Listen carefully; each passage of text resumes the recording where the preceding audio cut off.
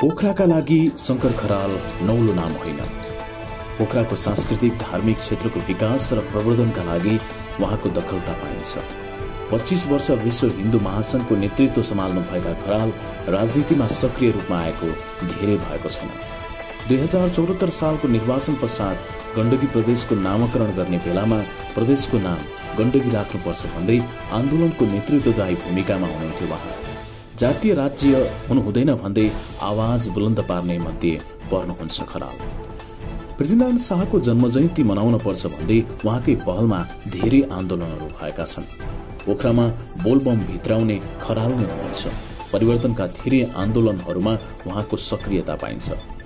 खराल यति बेला स्थानीय तहको निर्वाचनमा राजेन्द्र लिङदेन नेतृत्वको राष्ट्रिय प्रजातन्त्र पार्टीको तर्फबाट पोखरा महानगरपालिकाको मेयर पदका लागि चुनावी मैदानमा उत्रिनु भएको छ।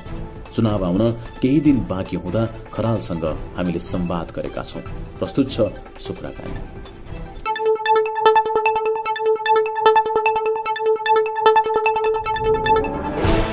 धन्यवाद प्रश्नको लागि। पोखरा नेपालको सबैभन्दा ठुलो महानगरपालिका र नेपालको मात्रै नभएर विश्वकै सुन्दर प्राकृतिक र सांस्कृतिक रूपमा अत्यन्तै सुन्दर पोखरा। अहिले यो पोखराको सांस्कृतिक सुन्दरता र सम्पदा पर्यटकीय सुन्दरता यी दुवैमाथि ठुलो प्रहार भएको छ। त्यति मात्रै होइन, पोखरा महानगरपालिका आफैमा पनि यति सम्पन्न हुँदाहुँदै यसले सिङ्गो अर्थतन्त्रलाई नेपालकै अर्थतन्त्रमा परिवर्तन ल्याउन सक्ने महानगर हुँदाहुँदै अनि पोखरा महानगरपालिका अहिले केन्द्रको मुख ताक्नुपर्ने र वार्षिक रूपमा चाहिँ करोडौँ रुपियाँ चाहिँ भ्रष्टाचार हुने महानगरपालिकामा चिरपरिचित छ। सबैभन्दा ठुलो जड चाहिँ यहाँको शत्रु भनेको भ्रष्टाचार हो, यहाँको अनियमितता हो, यहाँको सार्वजनिक जमिनको माफियाकरण, सार्वजनिक सम्पत्तिप्रतिको माफियाकरण, तालतैलमाथिको माफियाकरण, शिक्षाप्रतिको माफियाकरण, स्वास्थ्यप्रतिको माफियाकरण र यो विकासमा तपाईको डनवाद र नातावाद र पार्टीवादले चाहिँ चलेको हुँदा यसबाट उन्मुक्ति दिएर सक्षम र सबल पोखरा निर्माण गर्नको लागि मेरो उम्मेदवारी हो।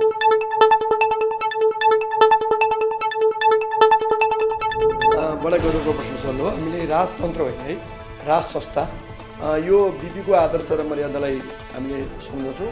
हामी प्रजातन्त्रमा विश्वास गर्छौँ र प्रजातन्त्रको विकल्प प्रजातन्त्रै हो भन्ने मान्यता राख्छौँ। प्रजातन्त्रभित्र तन्त्र, प्रजा र तन्त्रको त्यहाँ शब्द समायोजन भएको छ र विश्वको सबभन्दा प्रजातन्त्रको पुरस्कृत देश भनेको बेलायतको पनि हामीले मोडल हेर्न सक्छौँ र विश्वका अन्य देशहरूको पनि मोडल हेर्न सक्छौँ। विश्वका प्रजातान्त्रिक मुलुकहरूमा 52वटा राष्ट्रमा राज संस्था छ। त्यसले गर्दाखेरि यो अभिभावकविहीन हुँदाखेरि जस्तो अहिले हामी चाहिँ दुईवटा ठुला घरको बिचमा एउटा सानो छाप्रोभित्रको जस्तो गरेर हामीसँग बसेका छौँ, त्यो व्यक्ति राजनीतिभन्दा माथि उठेको व्यक्ति भएन भने कहिले यता ढल्कने र कहिले यता काली पेल्ने यो अवस्था आउँछ। त्यसकारण राजनीति आफ्नो ठाउँमा ठिक छ, राजनीतिले ल्याउने नेतृत्व आफ्नो ठाउँमा ठिक छ। त्यो राजनीतिभन्दा माथि उठेको एउटा नेतृत्व यो एउटा कमान्डिङ चिज यो देशमा रहोस्। किनभने जसको लेगेसीको कुरा आउँछ, जस्तो लेगेसी भनेको कस्तो चिज हो भने पशुपन्छीमा पनि हुन्छ, हाम्रो खाद्यान्नमा पनि हुन्छ, किनभने गुणस्तर हुन्छ नि। त्यस्तै लेगेसी भनेको नेपालको बनावट, नेपालको भौगोलिकता, नेपालको निर्माण, आदिम युगदेखि नेपालको देशको निर्माण र यसको सांस्कृतिक ऐतिहासिक पक्षलाई हेर्ने हो भने नेपालमा कतै न कतै राज संस्थाको एउटा अस्तित्व बोध हुने र त्यसको पहिचान हुने भनेको संसारमा यसको पहिचानको रूपमा, सांस्कृतिक पहिचानको रूपमा र अभिभावकत्वको लागि नेपालमा राज संस्थाको अनिवार्य छ भन्ने कुरा अहिले गणतन्त्र आइसकेपछि जुन एउटा छाडातन्त्र आयो, मान्छेले संहिता आइसकेपछि नेपाल अत्यन्त समृद्ध हुन्छ।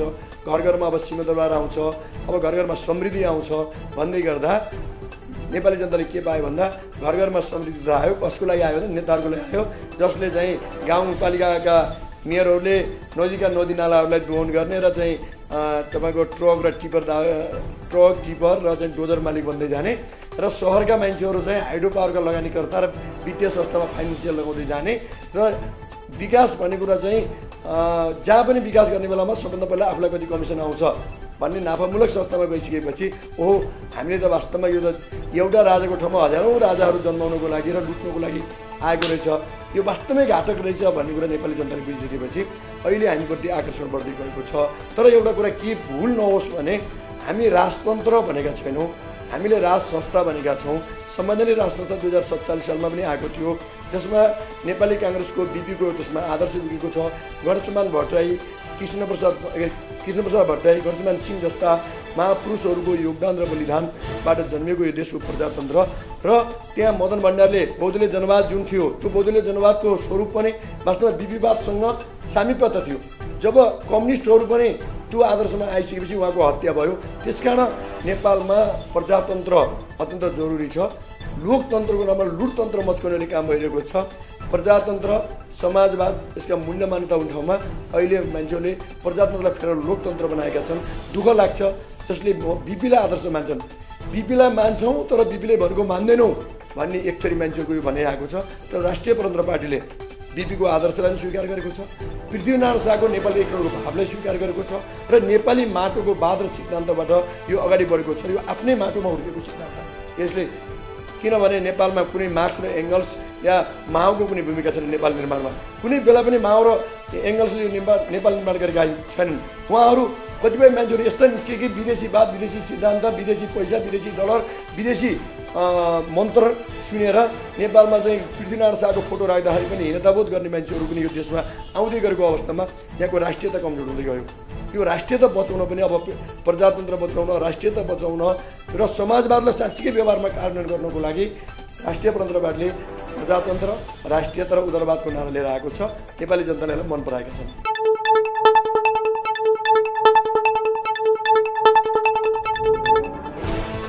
मित्र, नेपाल जस्तो सानो देश, आज नेपालमा 7-7वटा प्रदेश छन् र नेपालको कुल अर्थतन्त्र यति महँगो ट्याक्स करहरू उठाउँदाखेरि र रिमिटेन्सहरू आउँदाखेरि जब 9 खरबले धामियो। नेपालको हरेक वर्षको बजेट चाहिँ घाटा बजेटमा जान्छ र अहिले पनि 6 खरब रुपियाँ घाटा बजेटमा यो वर्ष पनि बजेट भाषण आउँदैछ। प्रति वर्ष 6 खरब रुपियाँ घाटा बजेट हुँदै जाने हो भने एक दिन यो देश लिलाममा दिनुपर्ने हुन्छ र नेपाल लिलामीकरण हुँदैछ। नेपालको अर्थतन्त्र लगभग टाट पल्टिसकेको स्थिति छ, श्रृङ्खलीकरण हुँदैछ र नेपालमा नेताहरूलाई गाडी चढ्न, नेताहरू व्यवस्थापन गर्न मात्रै 2 खरब रुपियाँ पैसा लाग्ने गरेको छ भने यति महँगो संहिता नेपालीले धान्न सक्दैनन्। यो संहिता फेक्नै नसक्ने संहिता, नेपालले धान्नै नसक्ने संहिता, या नेता व्यवस्थापन गर्न र कसैका कुराहरू चित्त बुझाउन या नेपाललाई बिस्तारै फुटाउनको लागि स्वायत्त अधिकारको नाममा विभिन्न नाममा चाहिँ नेपाललाई टुक्राउनको लागि आएको यो आयातित संहिता नेपालमा खाँचो छैन। संहिता हटाउनै पर्छ। यदि संहिता हटाएन भने देश बच्दैन। संहिताको कारणले अझ बढी भ्रष्टाचार मौलाएर अहिले ट्रान्सपेरेन्सी इन्टरनेसनल नेपालको विज्ञप्ति अनुसार नेपाल संसारको भ्रष्ट मुलुकमध्येमा एउटा मुलुक पर्छ। त्यो बदनाम हिजो बहादुरहरूको देश भनेर चिनिने देश आज संसारको घुसिया र भ्रष्टहरूको देशमा परिणत भएको छ। यसलाई बचाउनको लागि पनि अब संहिता अविलम्ब खारेज हुनुपर्छ। संहिता खारेज भएन भने यो देश छिटै डुब्दैछ।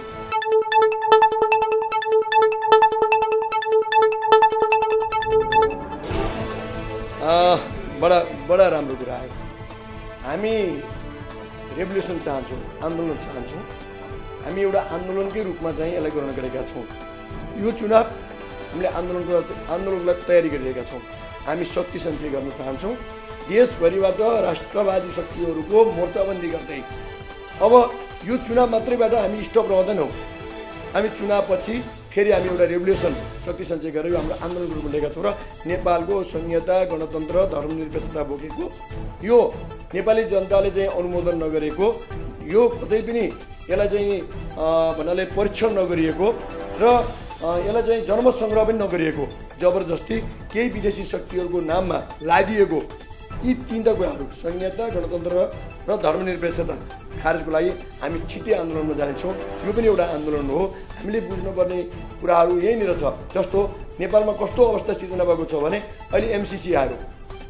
नेपालको 80% जनताहरू के 90% जनताहरूले एमसिसी ठिक छैन भन्दै कथित 10% पनि नबनाऊ, थोरै मान्छेहरूले जबरजस्ती नेपालमा एमसिसी ल्याइयो भनेपछि नेपालमा बहुमतको कदर भएको छैन। यो बहुलवाद भएन। अहिले गठबन्धन आइरहेको छ। यदि गठबन्धन हुन्थ्यो भने बहुदल किन चाहियो? बहुदलले चाहिएको थिएन। त्यसकारण यो लोकतन्त्रका नर्म्सहरू माचिएको छ, प्रजातन्त्रका नर्म्सहरू माचिएको छ। त्यसकारण यो संहिता होइन। संहिता हिजो थियो। संहिता भनेको के हो भने रूपान्तरित रूप हुनसक्छ। जस्तो हिजो 4000 गाविसहरू थिए, केही नगरपालिकाहरू थिए, स्थानीय निकायलाई मजबुत गर्न सकिन्थ्यो। त्यो पनि एउटा संहिता हो, नमुना हो। तर यस प्रकारको संहिता ठिक छैन मात्रै भने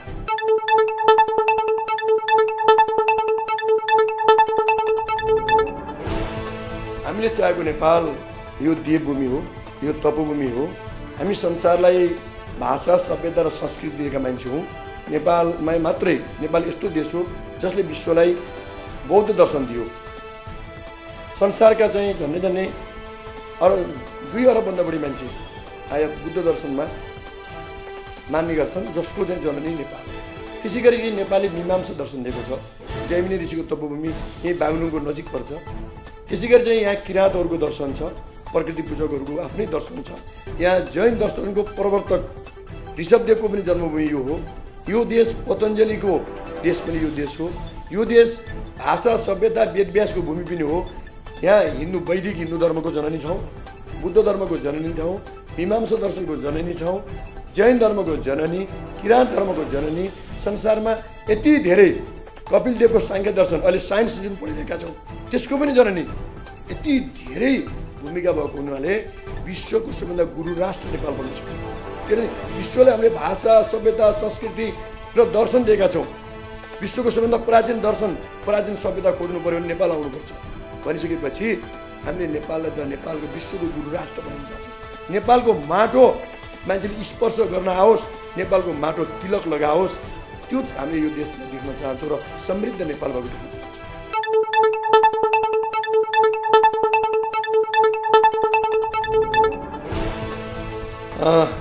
आरोप लगाउनु अलग कुरा हो, किनभने यहाँ बरमुलुट मच्काउन पाइएको छ।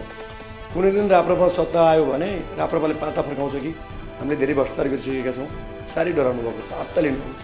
अहिले देशभरि राप्रपाको यो बहार देख्दाखेरि अत्तालिएको अवस्था अवश्य हो। आरोप प्रत्यारोपहरू धेरै हुन सक्छन्, बिस्तारै भौतिक आक्रमण पनि हुनसक्छ। किनभने बरमुलुट गरेर खाइएको छ, नेता व्यवस्थान भएको छ, पजेको छोड्न पाइन्छ, पराडो छोड्न पाइएको छ। अब राप्रपाले यस्ता नेताहरू जन्माउन थाल्यो, भ्रष्टाचार गरेर खानु भनेको आमाको रगत पिउनु सर हो भन्ने कसम खाने हामी जस्ता साधकी मान्छे, जोगी मान्छे, सर्वे भवन्तु सुखिनः, सर्वे सन्तु निरामयः, सर्वे भद्राणि पश्यन्तु मा कश्चित् दुःख भावेत्, लोका समस्त सुखिनः भनेर अत्यन्तै लोकको हितको लागि कामना गर्ने मान्छेहरू पनि यो देशमा नेतृत्व लिएर आउँदैछन्। अब त हाम्रो हैसियत सिद्धिने हो कि हामीलाई अप्ठ्यारो पर्ने हो कि भनेर एकदमै तिरिङिएका छन्। मैले देख्छु, हामीहरू जुन टोलमा जान्छौँ त्यसको पछि उहाँहरू पुग्नुहुन्छ, हामीले देखेका छौँ। तर उहाँहरूसँग मैले त भन्छु शब्द होला, उहाँहरूलाई नैतिकता छैन। पोखरालाई समृद्ध बनाउँछु भन्नुभयो, स्मार्ट सिटी बनाउँछु भन्नुभयो, घोषणापत्र राम्रा ल्याउनुभयो, घोषणापत्र एउटा पनि कार्यान्वयन भएन।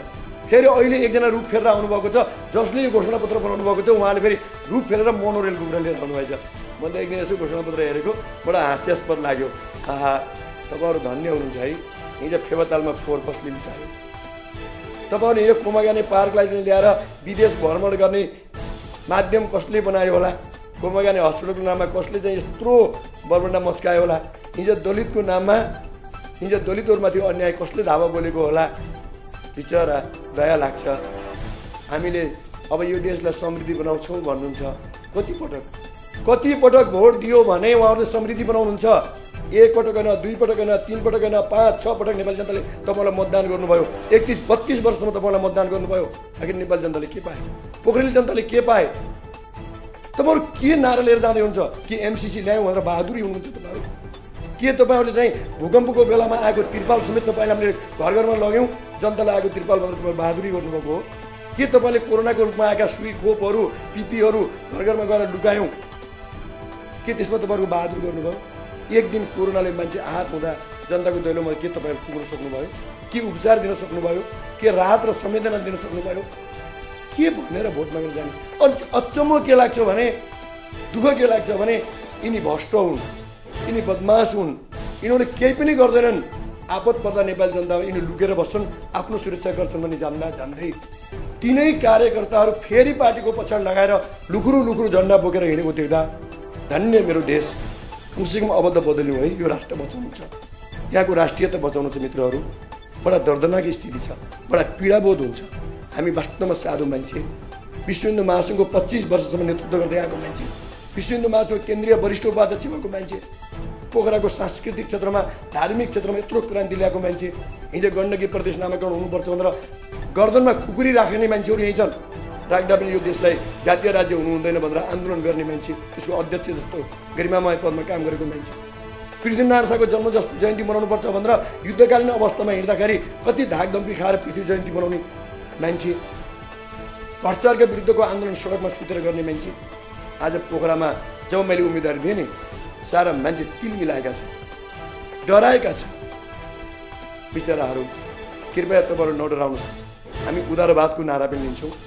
तपाईँहरूको भ्रष्टाचार छानबिन गरेर मात्रै पाता फर्काउँछौँ, पाता चाहिँ फर्काउँछौँ। यो कुरा ख्याल गर्नु होला।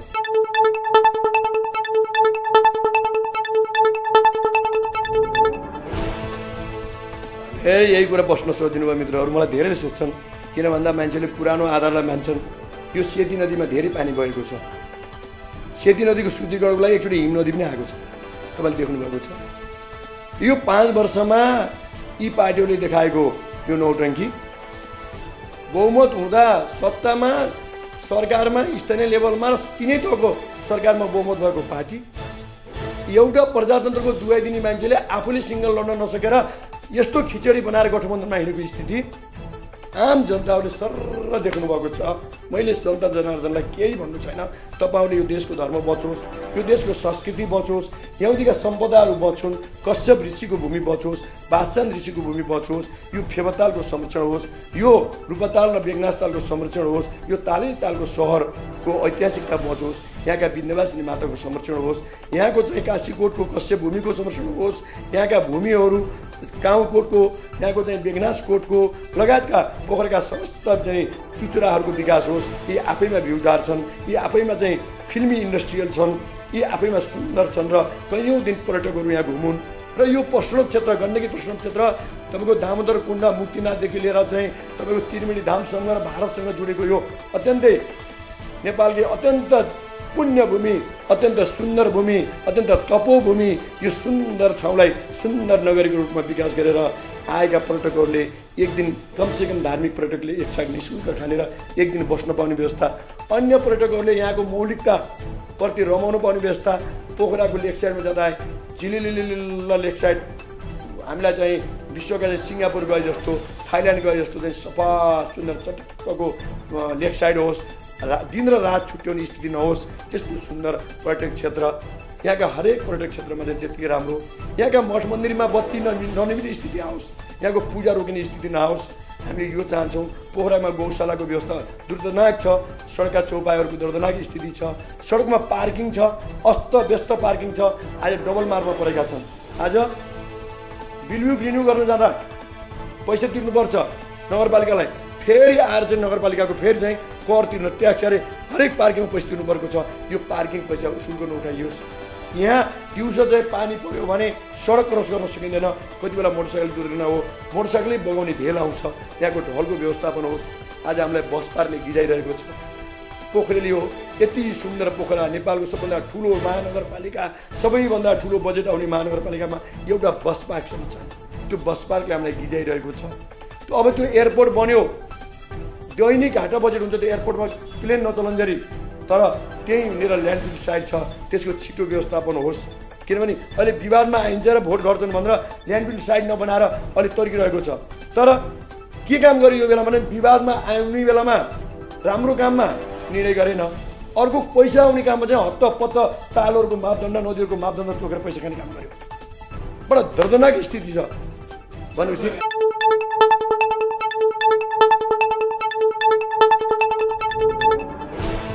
म सबैलाई के आग्रह गर्न चाहन्छु भने अहिले पोखरा महानगरपालिकाको करिब 37% कृषियोग्य भूमि छ।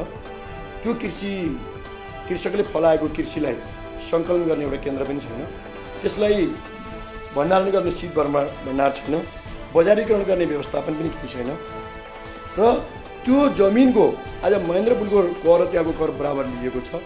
आज 100 रुपियाँ कर तिर्नेहरूले 1000 रुपियाँ 10,000 रुपियाँ कर तिर्नुपर्ने छ, ऋण काटेर कर तिर्नुपर्ने छ। हामीले ग्रामीण क्षेत्रको पनि 50% करलाई कटौती गर्नेछौँ। कक्षा 12सम्म निःशुल्क उच्च स्तरीय गुणस्तरीय शिक्षाको व्यवस्थापन गर्दैछौँ।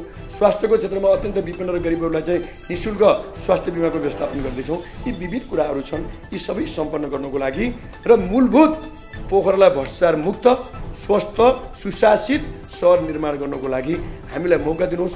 हलो चिन्हमा मतदान गरेर हामीलाई अत्याधिक बहुमतले विजयी गराइदिनु न म सबैलाई अनुरोध गर्छु। तपाईँहरूले हलो चिन्हमा मतदान राखेर हामीलाई विजय गराए बापत तपाईँलाई कहिले पनि हामी निराश हुन दिने छैनौँ। तपाईँको शिर सधैँ गौरवमय हुनेछ। तपाईँ अहिले पार्टी परिवर्तन नगर्नुहोस्, तपाईँ जहाँ हुनुहुन्छ त्यहीँ बसेर हामीलाई मतदान गर्नुहोस्। किनभने यदि भोलि हामी बदमास निस्क्यौँ भने हामीलाई पनि त कारवाही गर्नु पऱ्यो नि। तपाईँले अहिले फेरि हट्टपट्ट पार्टी छोडेर आउने, भोलि गएर हामी बदमास भयो भने के गर्ने? यदि तपाईँहरूलाई गरिएका बाधाहरू हामीले पुरा गर्न सकेनौँ, तपाईँहरूका र पछि त्यही लाचार रूप लिएर तपाईँका भोट माग्न आयो भने कालो मोसो र जुत्ताको माला लगाउने गर्नुहोस्। म तपाईँहरूसँग यो स्वीकार गर्न हामी तयार छौँ। तर तपाईँहरूले एउटा इमान्दार, देशभक्त, राष्ट्रभक्त, धर्मप्रेमी र हृदयमा धर्म राखेर विकास गर्छु भन्ने अटोट बोकेको म उम्मेदवार शङ्कर खराल र मसँग सँगै लड्नुभएका समस्त हलो चुनाव चिन्ह लिएर लड्नुभएका समस्त साथीहरूलाई मत दिएर अत्याधिक मतले विजय गराइदिनु हुन म सम्पूर्ण पोखरेलवासीहरूमा हार्दिक अनुरोध गर्दछु।